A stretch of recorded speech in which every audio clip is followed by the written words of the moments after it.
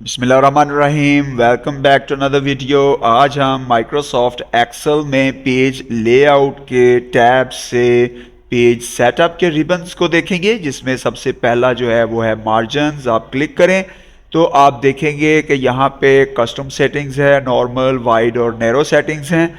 आप यहाँ से कोई भी मार्जिन सेलेक्ट कर सकते हैं। मार्जिन क्या होता है? किसी भी पेज के टॉप, बॉटम, लेफ्ट और राइट के ऊपर जो आप खाली जगह छोड़ते हैं, ये उसके मार्जिन कहलाते हैं। राइट, ये आप देख भी रहे हैं कि हर एक सेटिंग के ऊपर लिखा हुआ है कि टॉप मार्जिन कितना छोड़ा जाएगा, बॉटम कितना, लेफ्ट कितना और राइट कितना। ये हर एक का डिफरेंट है।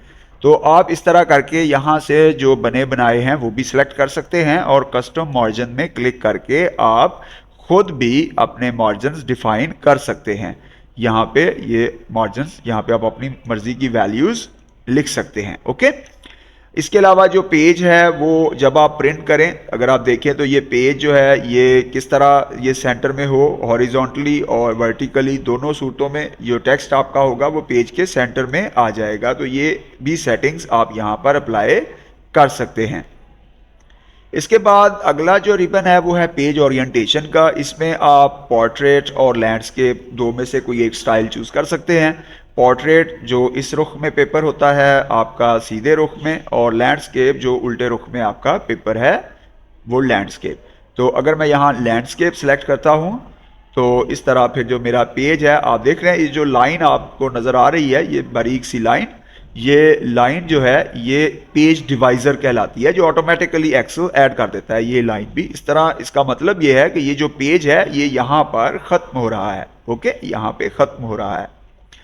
तो जैसे ही हमने लैंडस्केप किया तो ये लाइन आगे चलेगी। इसका मतलब हमें इस अंदाज में, यानी इस रुख में, इस तिरछे रुख में हमें ज़्यादा स्पेस मिलेगी और हम इस पे काम कर सकेंगे। ओके, तो हम अपना जो ओरिएंटेशन है वो यहाँ से हम अपनी लैंडस्केप या पोर्ट्रेट सेट कर सकते हैं। ओके, इसके बाद पेज पेपर साइज है। पेपर साइज मुख्तलिफ किस्म के साइज होते हैं, लेटर साइज, लीगल साइज, ठीक है, और A4 साइज। मुख्तलिफ किस्म के साइज के पेपर्स हैं। आप कौन सा पेपर अपने प्रिंटर में इस्तेमाल कर रहे हैं वो वाला पेपर आपने यहाँ पे सिलेक्ट करना है। और अगर आपको नहीं मालूम कि आपके प्रिंटर में कौन से साइज का पेपर लगा हुआ है तो आप एक स्केल लें और उसको मेजर कर लें। जैसे A4 जो है वो 21 सेंटीमीटर बाय 29.7 सेंटीमीटर या इसके इर्द गिर्द होगा। थोड़ा कम ज़्यादा भी हो जाए कोई बात नहीं, आप ये लगा सकते हैं। इससे जो उसका वो जो कम ज़्यादा होगा वो मार्जिन में कवर हो जाएगा और आपका पेपर जो है वो ठीक से प्रिंट हो जाएगा। ठीक है, इसके अलावा अगला जो पॉइंट है वो है प्रिंट एरिया। ज़रा इस पे गौर कीजिएगा। मैं अभी यहाँ प्रिंट की कमांड दे रहा हूँ तो आप देख रहे हैं प्रिंट की कमांड में ये जो पेज है इसके आप नीचे कुछ टेक्स्ट देख रहे हैं। राइट, तो हम क्या चाहते हैं? हम चाहते हैं कि ये टेक्स्ट यहाँ पे डिस्प्ले ना हो, तो हम यहाँ पे सेट प्रिंट एरिया कर लेते हैं और इसको हम यहाँ पे ऐसे करके और हम यहाँ कर लेते हैं सेट प्रिंट एरिया। तो हमने ये जो एरिया है इसको as a print area set कर लिया है। तो आप यहाँ से भी प्रिंट की जो कमांड है वो सिलेक्ट कर सकते हैं। ये देखें, अब वो टेक्स्ट जो था वो एडिशनल टेक्स्ट वो इसमें नहीं आ रहा है।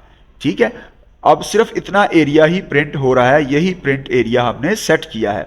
तो हम इसको अगर क्लियर करना चाहें तो यहाँ से क्लियर प्रिंट एरिया हम कर सकते हैं।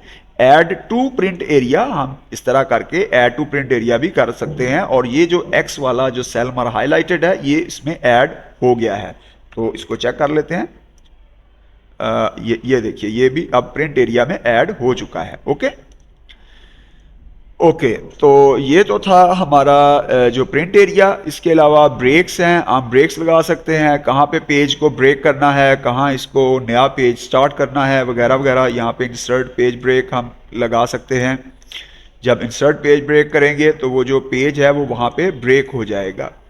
ठीक है, वो एक एक जो अलग पेज है वो बन जाएगा। ठीक है, ये देख रहे हैं आप, ये जो एक्स आ रहा है ये एक अलग पेज बन गया है। ओके, और ये जो टेबल है ये एक अलग पेज बन गया है।